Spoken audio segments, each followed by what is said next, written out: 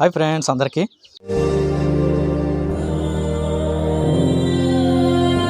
మొత్తానికి మన ఫామ్ చిన్న ఫామ్ అయిన 4 బెడ్లని తీసుకొచ్చి అనుకున్నది టార్గెట్ని సకాలంలో ఫుల్ఫిల్ చేసేసాము. ఇంతేనబ్బా, ఇంతకు మించి మనకున్న ప్లేస్లో మెయింటైన్ చేయలేం. ఇంతకు మించి ఎక్కువ చేసామంటే మళ్ళీ అనవసరంగా లేనిపోయిన డిసీజులన్నీ వచ్చి మళ్ళీ బాధపడాల్సి. సో ఇప్పుడు దాకా చేసినవి జాగ్రత్తగా కాపాడుకొని పెద్దవి చేసుకుంటే టార్గెట్ పెట్టుకున్నాను. అనుకున్న టైంకి తోటను కూడా పెద్దది చేసాను. సో దాంట్లో పంపించేసాను అనమాట. టైం టు టైం వదులుతూ ఉంటాను, లేకపోతే ఓదానికి ఒకటి ఎదురుపడితే మీకు తెలిసిందే కదా, డిసిషన్. వీటిలన్నిటిని ఒక దగ్గర దాన్ని సపరేట్గా బంధించకపోతే ఎదురుపడితే మాత్రం చుక్కలు చూపించేస్తున్నాను. నాకు కొద్దిగా ఫీడ్ ఇచ్చేసి పాపం ఇలా కూర్చోబెట్టాను, లేకపోతే అమ్మగారు అస్సలు మాట వింటలేదు. మిగతాయి చూస్తే వెళ్ళిపోతున్నాయి అన్నమాట తప్పినికి.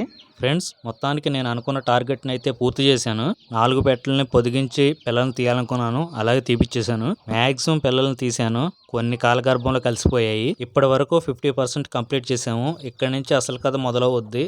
వాటిని పెద్దవి చేసి పుంజులు చేయాలంటే చాలా టైం పడుతుంది. ప్రతిరోజు చెకింగ్ ఉండాలి. ఎంతో శ్రద్ధతో వాటిని పెంచితే మినిమం సంవత్సరం కల్లా మన చేతికి అందుతాయి. పెట్టలు త్వరగానే మన చేతికి అందుతాయి, కానీ పుంజు పూర్తిగా రెడీ అవ్వాలంటే మాత్రం సంవత్సరం టైం పడుతుంది. ప్రెసెంట్ టోటల్ మన 4 పెట్ట కలిసి 33 పిల్లలను అయితే ఇచ్చాయి. సో వాటిని ఒకదానికొకటి రిలీజ్ చేస్తూ జాగ్రత్తగా కాపాడుకుంటూ వస్తున్నాను. ఏమాత్రం మనం ఒకేసారి అన్నిటిని కానీ లేకపోతే 2 కానీ రిలీజ్ చేస్తే అవి కొట్టుకోవటం స్టార్ట్ చేస్తాయి. అలా కొట్టుకునే క్రమంలో పిల్లలు చనిపోయే అవకాశం ఉంది. సో ఒకేసారి 2-3 పొదిగేసినప్పుడు కొద్దిగా కేర్ తీసుకుని ఫ్రెండ్స్. మన షేర్ ఖాన్ పిల్లల కోసం వెయిట్ చేస్తున్నాను, ఎన్ని వచ్చినాయో ఏంటో. అప్పుడే వీడు తెల్లోడి మీదకి కాలు దూవుతున్నాడు, కొద్దిగా మిస్ అయిపోయాడు అనమాట. దీన్ని కట్టేసి ఉండటం వల్ల సరిగ్గా కుదరలేదు, లేకపోతే తొక్కేసేవాడే. కక్రాయగడ్ మంచి గుండు పిక్కల్ని ఒక 7 అయితే రెడీ చేశాడు. ఒక్కొక్కటి డిఫరెంట్ కలర్ లో ఉన్నాయి. ఏం కలర్స్ అని తెలుసుకోవడానికి మాక్సిమం మనకు ఒక 2 months అయినా పడుతుంది. ప్రతి దాంట్లో నాకు ఒక స్నేహితుడు దొరుకుతున్నాడు. అలాగే కక్రాయ పిల్లల్లో కూడా మా ఆజాం తెలిసిందే కదా మీకు. ఈయన దొంగన గుండుగాడు, ఇదే మా బొడ్డోడండి. పెట్టల మీద ఉన్న కోపంతో పిల్లల్ని తొక్కేస్తున్నాడు. ఏమాత్రం తల్లి పక్కన లేకపోతే పిల్లల్ని పొడిచే కార్యక్రమం పెట్టుకున్నాడు. పాపం ఈ మధ్యన నెమలకి దూరం అయ్యాడు కదా, మా షేర్ ఖాన్ గడికి దగ్గర అయ్యాడు. మొత్తానికి మా తెల్లోను కూడా తోటలోకి పంపించేస్తున్నాను. దొరికింది సందని తోటంతా నాదే అన్నట్టు దున్నేస్తాడు మొత్తం అంతా, అసలు ఎవరికి ఛాన్స్ ఇవ్వకుండా. తోలేదాకా కూడా వెళ్ళట్లేదు.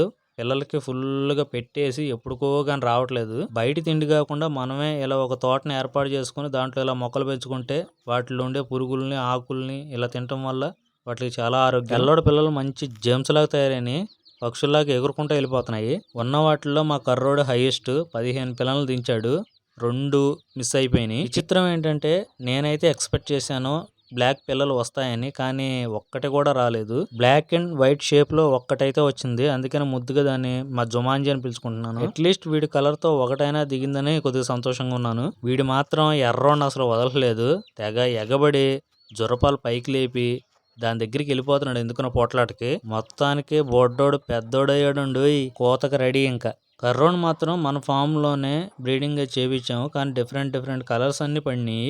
నెమళ్ళు కూడా 2-3 ఉన్నట్టు డౌట్ గా ఉంది నాకు. మా తెల్లోడైతే సేమ్ టు సేమ్ నన్ను వదిలేసి వెళ్ళిపోయిన మా టిల్లుగాడు లెక్కే ఉన్నాడు.